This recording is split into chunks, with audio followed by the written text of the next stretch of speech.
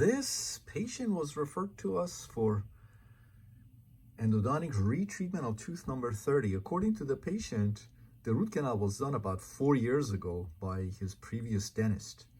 He said a few days ago, his jaw felt numb. And that was concerning, and the tooth started to hurt. And he went and saw his dentist, and the dentist told him that his tooth was abscessed and the root canal needed to be redone, and referred the patient to us. So take a look here. You can see a porcelain crown, build-up, of course. Look at these. I've talked about these types of preparation, canal preparations with you guys before. This is what we call Coke bottle preparation, canal preparations. That tells me that this dentist who did the root canal originally was very aggressive with gates, Glidden drills, and drilled the heck out of these canals and thinned out the walls. So now this tooth has become very susceptible to vertical root fracture. Again, you can see the Coke bottle preparation.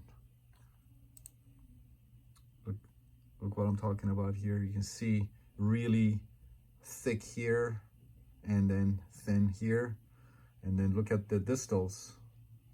So aggressive with gaze Glidden drills.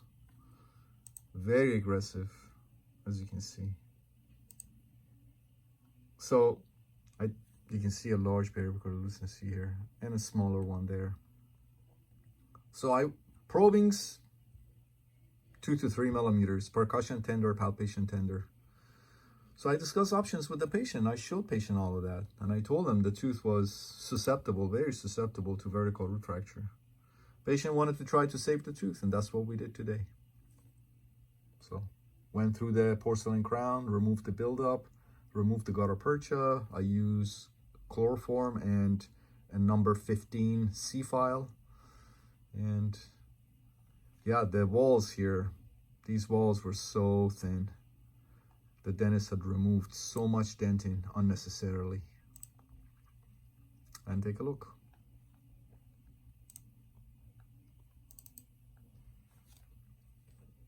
As you can see, everything went beautifully. Again, there was so much thinning of the walls here that I decided to put MTA. This is gray MTA, so it's not as radiopaque as I would like it, but the coronal part of the mesial canals obturated with gray MTA. This is gutta percha. This is all gutta percha here and here, here and here. This is MTA and MTA here. And then temporize the tooth and refer the patient back to his dentist for the permanent restoration. But this tooth, as I said, has a guarded prognosis, and now it's become very susceptible to vertical root fracture. We did our best.